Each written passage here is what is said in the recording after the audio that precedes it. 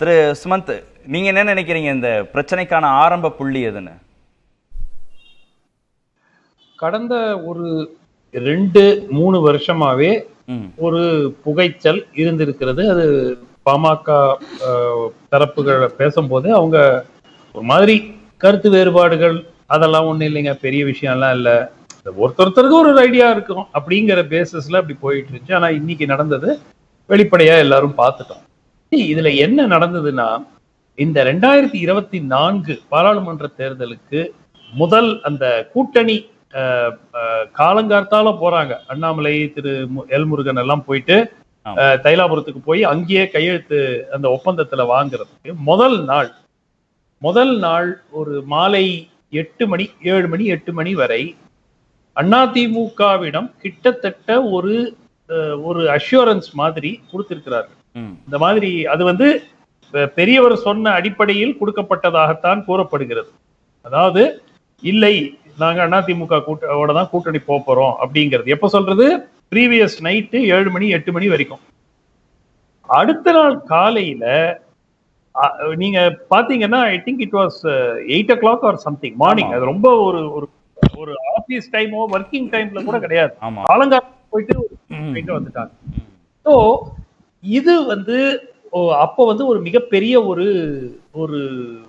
Negative impact. ஏன்னா பாமக பெரும்பாலான தொண்டர்கள் அந்த மீட்டிங் போட்டு தொண்டர்கள் கருத்து கேட்கறேன்னாங்க. அந்த தொண்டர்கள் பெரும்பாலானோர் அதிமுக கூட்டணி தான் கேட்டாங்க.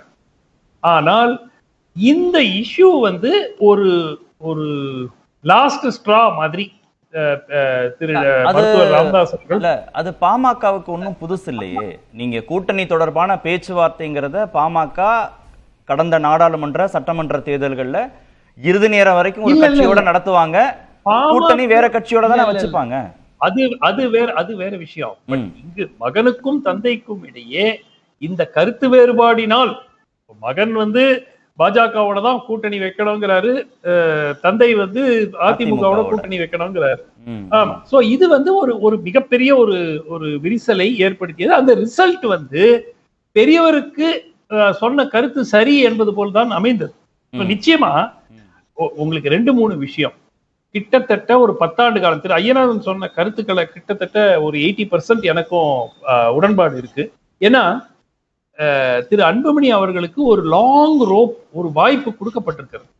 ஒரு அதிகாரம் மிகவும் குறைந்த வயதில் ஸ்ட்ரெயிட்டாவே தந்தையினால் கொண்டு போய் மத்திய அமைச்சரவையில உட்கார வைக்கப்பட்டார். அதெல்லாம் மாற்று கருத்தே இல்லை. அவருடைய அரசியல் திறமையினால் மத்திய அமைச்சர் ஆனாரா 2004? சொல்லுங்க பார்க்கலாம். இவர் பாட்டாளி மக்கள் கட்சி அங்கு ஒரு கூட்டணி கட்சியாக அங்கம் வகித்தது. அதில் ஒரு உறுப்பினராக திரு அன்புமணி போய் அங்க உட்கார்றார். அதுவும் because of his father. So நீங்க என்ன ஒரு யார்ட் ஸ்டிக் எடுத்துக்கிட்டாலும் மருத்துவர் ராமதாஸ் கூறக்கூடிய கருத்துக்கள்ல பெரிய டிஃபரன்ஸ் எனக்கு, ஐ மீன் பெரிய அப்ஜெக்ஷன் எடுக்கிறதுக்கு ஒரு தலைமுறை மாற்றம். அவர் வளர்த்த கட்சிங்கிறாரு. இல்ல, ஒரு தலைமுறை மாற்றம்ங்கிறது எல்லா இடங்கள்லயும் நடக்கும். ஒரு குடும்பத்துல நடக்கும், ஒரு நிறுவனத்துல நடக்கும், ஒரு கட்சிக்குள்ளேயும் நடக்கும் தானே. நீங்க திராவிட கட்சிகள் இல்லாத தமிழ்நாடு அப்படின்ற பெர்செப்ஷனோட திரு அன்புமணி இருக்காரு, கூட்டணி ஆட்சிங்கிற பெர்செப்ஷனோட அவரு இருக்காரு. அப்ப அதுக்கு யாரு மேடை அமைச்சு கொடுப்பாங்க? பாஜக அதை ஒத்துக்குது. திராவிட கட்சிகள் இல்லாத தமிழ்நாடு கூட்டணி ஆட்சிங்கிறத ஒத்துக்குது. அப்போ ஒரு தலைமுறை மாற்றம்னு வரும்போது இந்த பெர்செப்ஷனோட இருக்கிற அன்புமணிக்கு ஒரு இயல்பாகவே அசோசியேட் ஆகக்கூடிய இடம் பாஜக தானே. எவ்வளவு நாளா, எத்தனை ஆண்டு காலமாக திராவிட கட்சிகளுடன் இனிமேல் கூட்டணி இல்லை என்று கூறிவிட்டு பிறகு ஒரு திராவிட கட்சி மாறி இன்னொரு திராவிட கட்சின்னு போய் கூட்டணி எவ்வளவு வாட்டி வச்சிருக்காங்க? எத்தனை வாட்டி? நீங்களே சொல்லுங்க, எவ்வளவு வாட்டி சொன்னாங்க இனிமேல் கூட்டணி கிடையாது, நாங்கள் தனித்துதான் போட்டியிடுவோம், இல்லை இந்த 2 திராவிட கட்சிகளுடன் எக்காரணம் கொண்டு கூட்டணி இல்லைன்னு சொல்லிட்டு மாத்தி மாத்தி மாத்தி மாத்தி கூட்டணி வச்சாங்களா இல்லையா? சோ அது வேற. நான் சொல்வது தந்தைக்கும் மகனுக்கும் ஏற்பட்டிருக்கிறது. 2வது மிக முக்கியமான பாயிண்ட், இப்போ திரு முகுந்தன் அவர்கள் ஒரு தேர்ட் பார்ட்டியா இருந்தாக்க பிரச்சனை இந்த அளவுக்கு இருக்குமா என்று தோணவில்லை. குடும்பத்திற்குள்ள இருக்கிறார். சோ திரு அன்புமணி அவர்களுக்கு ஒரு இன்செக்யூரிட்டி இருக்கும் இல்லையா? இவ்வளவு நாள் அவர்தான் கட்சி, அடுத்தது கட்சி அவருக்கு தான். குடும்பத்துல இருந்து தன்னுடைய குடும்பத்திலிருந்து மகள் யாராவது கொண்டு வரலான்னு திரு அன்புமணி நினைச்சு அதற்கு மாறாக திரு ராமதாஸ் செயல்படுறாருன்னு கோபம் இருக்கா? இல்ல நான் என்ன கேக்குறேன், ஒருவேளை ஒரு ஹைப்போதெட்டிக்கல் சிச்சுவேஷன் திரு முகுந்தன் அவர்கள் வந்து திறமையாக செயல்பட்டு ஒரு நாளைக்கு ஒரு அன்புமணிக்கு ரொம்ப வயசாலைங்க, is only in his mid 50s. அவர் இந்தியன் பாலிடிக்ஸ் பிரகாரம் அவருக்கு இன்னொரு 25 வருஷம் இருக்கு பாலிடிக்ஸ்ல. சோ அவருக்கே வந்து ஒரு போட்டி வரக்கூடாது கட்சிக்குள்ள. இப்போ இவ்வளவு நாள் இருந்தவர்கள் எல்லோருமே குடும்பம் வேற ஒரு எலிவேட்டட் பெடஸ்டல், அதுக்கு அடுத்ததுதான் காங்கிரஸ் கட்சி மாதிரி. எல்லாருமே இல்ல வாதத்துக்கு குடும்பத்திலிருந்தே திரு முகுந்தன் வராரு, தனக்கு போட்டியா வராரு, ஏத்துக்க முடியல திரு அன்புமணினாலன்றத வாதத்துக்கு ஏத்துக்கிட்ட கூட திரு தமிழ்குமரன் திரு ஜி.கே. மணியுடைய மகன் இதே பொறுப்புக்கு இளைஞரணி பொறுப்புக்கு நியமனம் செய்யப்படுகிற போது அவரோடு சுமூகமா இவரால வேலை செய்ய முடியல. அவரையும் ஒரு போட்டியாளரா பார்த்தாரா?